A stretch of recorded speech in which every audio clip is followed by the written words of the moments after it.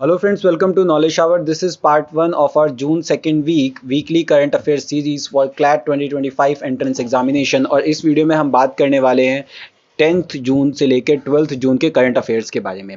इस वीडियो में हम करंट अफेयर्स की बात करेंगे, लीगल करंट अफेयर्स की बात करेंगे, स्टैटिक जीके की बात करेंगे और ये सारी ही चीज़ें हमने इंपॉर्टेंट न्यूज़पेपर आर्टिकल से ली हैं ताकि आपको पता लग जाए कि आपको कौन से इंपॉर्टेंट न्यूज़पेपर आर्टिकल्स भी पढ़ने हैं। और इसके साथ साथ हमने वर्ड्स ऑफ द वीक की भी बात की है। हमने एक क्विज स्टार्ट की है अपने इंस्टाग्राम चैनल पे, आप वो क्विज अटेम्प्ट कर सकते हैं क्योंकि आपके एग्जामिनेशन पॉइंट ऑफ व्यू से वो क्विज बहुत ज़्यादा इंपॉर्टेंट होने वाली है। हमारा इंस्टाग्राम चैनल है नॉलेज शावर और यहाँ पे जाके आप हमें फॉलो करके ये क्विज अटेम्प्ट कर सकते हैं। हाय, आई एम शिवम पांडे। जिन्होंने भी अभी तक इस चैनल को सब्सक्राइब नहीं किया है तुरंत जाइए सबसे पहले नॉलेज शावर को सब्सक्राइब कीजिए ताकि रेगुलर अपडेट्स आपको मिलती रहें। सो हम यहाँ पे बात करने वाले हैं 10th, 11th एंड 12th जून के करंट अफेयर्स के बारे में जो हमने the Indian express and the Hindu से लिए हैं। सो हमारा पहला आर्टिकल है हमारी न्यूली इलेक्टेड गवर्नमेंट के बारे में। Recently prime minister Narendra Modi ने 3rd time as a prime minister oath ली है और उनके साथ साथ 71 अदर मेंबर्स ने भी एज अ मिनिस्टर ओथ ली है। सो अगर हम प्राइम मिनिस्टर और काउंसिल ऑफ मिनिस्टर की बात करते हैं तो आर्टिकल 74 क्लॉज 1 इसको कॉन्स्टिट्यूशनल मैंडेट देता है और ये कहता है कि there shall be a council of minister with prime minister at the head to aid and advise the president. So एक प्राइम मिनिस्टर होना चाहिए और प्राइम मिनिस्टर के साथ साथ उसकी काउंसिल ऑफ मिनिस्टर भी होने चाहिए जो एड एंड एडवाइस करेंगे प्रेसिडेंट को। और अगर हम इनकी ओथ की बात करते हैं तो आर्टिकल 75 क्लॉज 4 बात करता है oath of office and secrecy की और as per this article president of India prime minister को एंड अदर मिनिस्टर्स को oath of office and secrecy दिलवाएंगे as per the set format in the 3rd schedule of Indian constitution. So Indian constitution में total 12 schedule हैं और जो 3rd schedule of Indian constitution है वो बात करता है ओथ एंड अफर्मेशन की और उसी सेट फॉर्मेट के हिसाब से ओथ दिलवाई जाती हैं। अब अगर मैं आर्टिकल 75 की बात करता हूं तो आर्टिकल 75 क्लॉज 1 बात करता है the prime minister shall be appointed by the president. Prime minister जो है वो प्रेसिडेंट द्वारा अपॉइंट किए जाएंगे और अदर मिनिस्टर्स को भी अपॉइंट किया जाएगा प्रेसिडेंट द्वारा। सो यहाँ पे क्वेश्चन आ सकता है who appoints the prime minister of India and other ministers. So the answer is president. उसके बाद अगला article very important next clause that is article 75 clause 1A और ये बात करता है कि टोटल कितने मिनिस्टर हो सकते हैं एक कैबिनेट में। सो देखिए as per this article the total number of minister including the prime minister in the council of minister shall not exceed 15% of the total number of member of the house of people. मतलब क्या है, council of minister की अगर हम बात करते हैं तो total council of minister 15% of Lok Sabha strength से ज्यादा नहीं होने चाहिए, is less than equal to the 15% of the strength of the Lok Sabha that is house of people. तो हमारे हाउस ऑफ पीपल की स्ट्रेंथ 543 है और इसका अगर हम 15% निकालते हैं तो 82 के आसपास आ जाता है। तो दैट मीन्स 82 से ज्यादा मिनिस्टर्स नहीं होने चाहिए इंक्लूडिंग द प्राइम मिनिस्टर और इस समय इंक्लूडिंग प्राइम मिनिस्टर हमारे यहाँ 72 मिनिस्टर्स हैं जो 82 से कम है। Next article is also important that is article 75 clause 2 जो कहता है the minister shall hold office during the pleasure of the president and article 75 clause 3 बात करता है कि council of minister including prime minister they are collectively responsible to the house of people. ये question भी आ जाता है कि council of ministers are collectively responsible to dash और उस डैश में होता है house of people that is Lok Sabha. Article 75 clause 5 एक बहुत इंपॉर्टेंट बात बताता है कि अगर मान लीजिए इनमें से कोई एक ऐसा मिनिस्टर है जो किसी भी हाउस का मेंबर नहीं है, ना ही लोकसभा का मेंबर है ना ही राज्यसभा का मेंबर है, तो क्या ऐसे पर्सन को एज अ मिनिस्टर अपॉइंट किया जा सकता है? The answer is yes. अगर कोई भी पर्सन लोकसभा या राज्यसभा का मेंबर नहीं है तो उसे भी एज अ मिनिस्टर अपॉइंट किया जा सकता है, लेकिन शर्त यह है कि विद इन 6 मंथ उसको किसी भी हाउस का मेंबर बन के इलेक्ट होके आना पड़ेगा और अगर 6 महीने में वो इलेक्ट होके नहीं आता किसी भी हाउस के एज अ मेंबर की तरह तो उसकी जो मिनिस्ट्री है वो चली जाएगी। नाउ जब हम इस इलेक्शन की बात करते हैं, इस ओथ सेरेमनी की बात करते हैं, तो इस ओथ सेरेमनी में 7 फॉरेन लीडर्स आए थे, 7 देशों से लोगों को इनवाइट किया गया था। सबसे पहले बांग्लादेश की प्राइम मिनिस्टर शेख हसीना आई थी, श्रीलंका के प्रेसिडेंट रेनिल विक्रमसिंघे आए थे, उसके बाद भूटानीज प्राइम मिनिस्टर शेरिंग तोगबिगे आए थे, नेपाल के प्राइम मिनिस्टर पीके दहल प्रचंड आए थे, दैट इज पुष्प कुमार दहल प्रचंड। मालदीव के प्रेसिडेंट मोहम्मद मीजू आए थे। सेशल्स के वाइस प्रेसिडेंट अहमद अफीफ आए थे। अगर मैं प्रेसिडेंट की बात करूं सेशल की तो वेवल रामकलावन है, और जो आए थे वाइस प्रेसिडेंट आए थे। और उसके बाद मॉरिशस के प्राइम मिनिस्टर प्रविंद जुगन्नौथ आए थे। अब इनकी अगर मैं करेंसीज की बात करूं इन देशों की, तो बांग्लादेश की करेंसी है टका, श्रीलंका की श्रीलंकन रुपी, भूटानीज करेंसी की जब हम बात करते हैं तो भूटानीज नगरट्रम्स, नेपाल की करेंसी नेपालीज रुपी, मालदीव की मालदीवियन रुफिया, सेशल्स की सेशलियस रुपी और मॉरिशस की मॉरिशियन रुपीज। सो ये इनकी करेंसी है। जब हम मिनिस्ट्री की बात करते हैं तो आप यहाँ पे पॉज करके देख सकते हैं कि लगभग जो मिनिस्ट्री है, जो टॉप 4 जैसे आप कह सकते हैं, राजनाथ सिंह को डिफेंस मिला है, Amit Shah home affairs and corporation, Nitin Gadkari road transport and highway, JP Nadda इनको हेल्थ मिला है, निर्मला सीतारमन इनको फाइनेंस एंड कॉर्पोरेट अफेयर मिला है। आप इसको पॉज करके देख सकते हैं कि हमारी मिनिस्ट्री किसको किसको मिली है। और के राममोहन नायडू को सिविल एविएशन मिला है, दैट्स वेरी इंपॉर्टेंट। नाउ जब हम इलेक्शंस की बात करते हैं तो इलेक्शंस में एक बहुत ही इंपॉर्टेंट बटन आ गया है अब, और वो है नोटा। नोटा की जब हम बात करते हैं, ये नोटा का सिंबल है, और NOTA that is none of the above. अब 2013 से पहले होता क्या था कि आपको किसी ना किसी को वोट देना ही होता था ईवीएम में। आप ऐसे खाली नहीं कर सकते थे कि आपको कोई कैंडिडेट पसंद नहीं है तो आप उसको वोट ना दें। लेकिन 2013 में क्या होता है, PUCL versus union of India, ये एक जजमेंट आती है 2013 में, जिसके बाद सुप्रीम कोर्ट डायरेक्ट करता है इलेक्शन कमीशन ऑफ इंडिया को कि आप नोटा को भी इंक्लूड करें, कि मान लीजिए किसी भी वोटर को अगर कोई कैंडिडेट पसंद नहीं है, जितने भी कैंडिडेट हैं उनमें से कोई भी पसंद नहीं है, तो वो नोटा का बटन दबा सकता है। और ये न्यूज़ में क्यों है? न्यूज़ में इसलिए है क्योंकि इस बार 2024 लोकसभा इलेक्शन में रिकॉर्ड तोड़ वोट मिला है नोटा को इंदौर की कॉन्स्टिट्यूएंसी में, और हाईएस्ट नोटा वोट रिकॉर्ड किया गया है इंदौर लोकसभा 2024 कॉन्स्टिट्यूएंसी में, जो 2 लाख वोट मिले हैं नोटा को। सो जब हम नोटा की बात करते हैं तो as per this a citizen can choose not to vote for any candidate. और नोटा पहली बार 2013 में लेजिस्लेटिव असेंबली इलेक्शंस में यूज किया गया था 4 स्टेट्स में, और पहले 4 स्टेट थे Chhattisgarh, Mizoram, Rajasthan, Madhya Pradesh and union territory of Delhi. Now coming to our next article is related to first women chopper pilot. So sub lieutenant Anamika B Rajeev ये बन गई हैं Indian Navy's first women helicopter pilot. Now when we talk about first women fighter pilots, तो squadron leader Avani Chaturvedi और उनके साथ साथ Mohana Singh and भावना कंठ, ये भारत की पहली महिला फाइटर पायलट बनी थी। और जब हम डिफेंस फोर्सेस की बात करते हैं तो chief of defence staff general Anil Chauhan है, दैट इज सीडीएस है Anil Chauhan.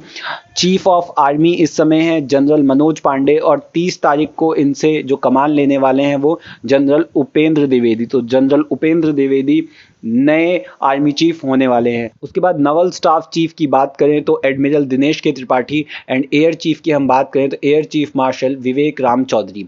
Indian army day 15 जनवरी को मनाया जाता है, इंडियन नवल डे 4 दिसंबर को मनाया जाता है, एंड इंडियन एयरफोर्स डे 8 अक्टूबर को मनाया जाता है। Now our next article is related to French Open. So French Open जिसे रोलैंड गैरोस भी कहते हैं, यहाँ पे कार्लोस अल्कराज ये यंगेस्ट मैन बन गए हैं to win grand slam title on all 3 surface at the age of 21। सो 21 साल की एज में ये तीनों ग्रैंड स्लैम, 3 बड़े ग्रैंड स्लैम जीतने वाले पहले खिलाड़ी बन गए हैं टेनिस में। और अगर मैं अल्कराज की बात करूं, is the first man in the open era to win his first 3 major on 3 different surfaces, और वो 3 डिफरेंट सरफेसेज हैं यूएस ओपन 2022 में, और यूएस ओपन खेला जाता है हार्ड कोर्ट पे, विंबलडन 2023 ये ग्रास पे खेला जाता है, और फ्रेंच ओपन 2024 इस साल जीते हैं जो क्ले पे खेला जाता है। नाउ जब हम फ्रेंच ओपन की बात करते हैं जिसे रोलैंड गैरोस भी कहते हैं, इसमें इगा स्विटेक ने भी इस बार रिकॉर्ड बनाया, और Iga Swiatek von her 3rd straight French Open title and 4th in 5 years to bring her Grand Slam count to 5। मतलब ये है कि ईगा स्विटेक कंटिन्यूस 3 बार फ्रेंच ओपन जीत चुकी हैं, और इनके 5 ग्रैंड स्लैम में से 4 फ्रेंच ओपन के हैं। ईगा स्विटेक ये वर्ल्ड नंबर 1 फीमेल टेनिस खिलाड़ी हैं सिंगल्स में, और she is the only second women to win the Madrid Open, Italian Open and Roland Garros जिसे फ्रेंच ओपन कहते हैं in a calendar year. Now coming to our next article, it is related to Indonesia Open badminton single title और Shi Yuqi, इन्होंने Open badminton title singles में जीता है Indonesia में। और अगर मैं वुमेन्स की बात करूं तो चेन यू फी जो चाइना से हैं उन्होंने ये टाइटल जीता है वुमेन्स में। नाउ पूजा तोमर, ये she become the first mixed martial art fighter from India to win a bout at the Ultimate Fighting Championship in UFC Louisville. So that's very important. ये भारत की पहली महिला बन गई हैं जिन्होंने ये टाइटल जीता है मार्शल आर्ट में। Now our next article is related to BRICS. So BRICS representatives की अभी मीटिंग हुई है जो रशिया होस्ट कर रहा है इस बार BRICS, और इम्पॉर्टेंट इसलिए बन जाती है ये मीटिंग क्योंकि Egypt, Iran, UAE, Saudi Arabia and Ethiopia जिन्होंने इस साल दैट इज 2024 में ब्रिक्स ज्वाइन किया है, उन्होंने अपनी पहली मीटिंग अटेम्प्ट की है as a official member. BRICS is an inter governmental organisation जो कंप्राइज है Brazil, Russia, India, China, South Africa और अब 2024 में नए देश जुड़े हैं Iran, Egypt, Ethiopia and United Arab Emirates. अगर मैं फाउंडिंग कंट्रीज़ की बात करूं तो Brazil, Russia, India and China इसकी फाउंडिंग कंट्रीज़ हैं जिन्होंने इसकी फर्स्ट समिट की थी 2009 में याकेत्रिनबर्ग विच इज़ इन रशिया, और इसके बाद 2010 में साउथ अफ्रीका ने भी इसे ज्वाइन किया था।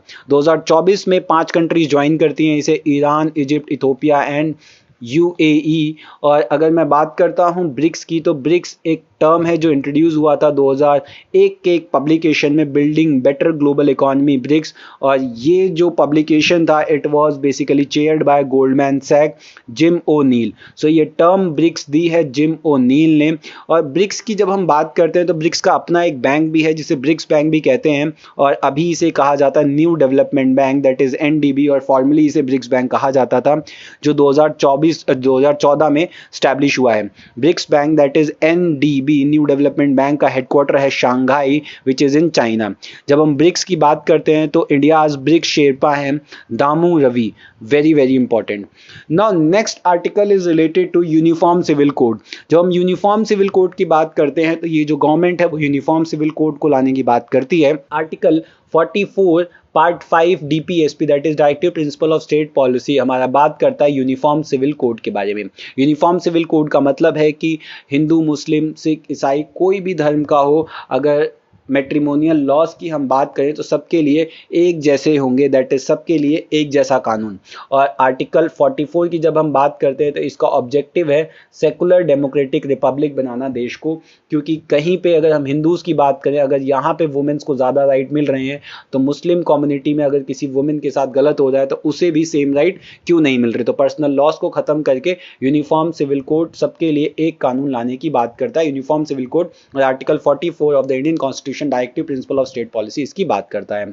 ओनली स्टेट अभी तक इंडिया में जो था जिसके पास यूनिफॉर्म सिविल कोड था वो गोवा, और गोवा ने यूनिफॉर्म सिविल कोड अपने लिबरेशन से ही, जब वो पोर्तुगीज से लिबरेट हुआ था 1961 में, तभी से इसको अपना रखा था गोवा सिविल कोड के नाम से। अभी रिसेंटली उत्तराखंड की लेजिस्लेटिव असेंबली ने यूनिफॉर्म सिविल कोड पास किया 7 फेब 2024 को, और इसको प्रेसिडेंट द्रौपदी मुर्मू की असेंट भी मिल गई है March 3 को। जब मैं इंपॉर्टेंट केस लॉज की बात करता हूँ यूनिफॉर्म सिविल कोड में, सबसे पहला केस लॉ है शाहबानो बेगम वर्सेस मोहम्मद अहमद खान, जो 1985 का केस है, जिसमें सुप्रीम कोर्ट ने अपहेल्ड किया right of Muslim women to claim maintenance from her husband under section 125 of the CrPC. And इसके साथ साथ सुप्रीम कोर्ट ने यह भी ऑब्जर्व किया कि uniform civil code would help in removing contradiction based on ideologies, कि सबको समान अधिकार मिलेगा। उसके बाद Sarla Mudgal versus union of India का केस है जो 1995 में आया था, जिसमें एक हिंदू मेल ने 2 शादियां कर ली थी अपना रिलीजन कन्वर्ट करके।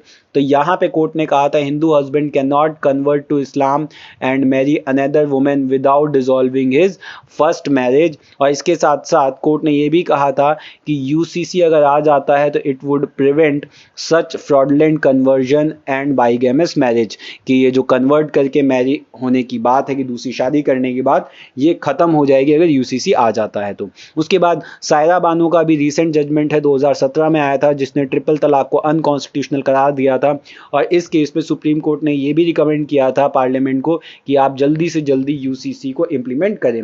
जब मैं हिंदू कोड बिल की बात करता हूं तो देखिए BN राव जो है उन्होंने कोडिफाई किया था हिंदू लॉ को इन 1941. That's very important. Now our next article is related to पंडित राजीव तारानाथ. पंडित राजीव तारानाथ जी का 92 साल की उम्र में निधन हो गया है. ये शरद बजाते थे और पंडित राजीव तारानाथ जी को पद्मश्री मिला है 2019 में और इससे पहले इन्हें सन 2000 में संगीत नाटक अकेडमी अवार्ड भी मिल रखा है. संगीत नाटक अकेडमी अवार्ड ये परफॉर्मिंग आर्ट में मिलता है, that is music, drama, that is theatre and performing art, आप कह सकते हैं डांस. इसके साथ साथ अभी रिसेंट न्यूज़ आई है उड़ीसा में पहली बार बीजेपी अपनी सरकार बना रही है और यहाँ पर मोहन माझी को पहला सीएम चुना गया है बीजेपी का. जो उड़ीसा के अभी प्रेजेंट जो चीफ मिनिस्टर बने हैं वो हैं Mohan Majhi. Now in this article we can see that United Nation declare 2025 as the year of quantum science. 2025 year को अब international year of quantum science and technology की तरह जाना जाएगा. अगर हम क्वांटम मैकेनिक्स की बात करें तो क्वांटम मैकेनिक्स एक फंडामेंटल थ्योरी है फिजिक्स की जो डिस्क्राइब करती है the behaviour of nature eight and below the scale of atom. Atom या एटम से भी छोटे लेवल पे जो बिहेवियर या नेचर होता है किसी भी पार्टिकल का उसको डिस्क्राइब करता है क्वांटम मैकेनिक्स. और year 2025 will be the international year of quantum science and technology. So that's all for today. Thank you so much for watching. Please like, share, subscribe and follow us on Instagram. Thank you so much.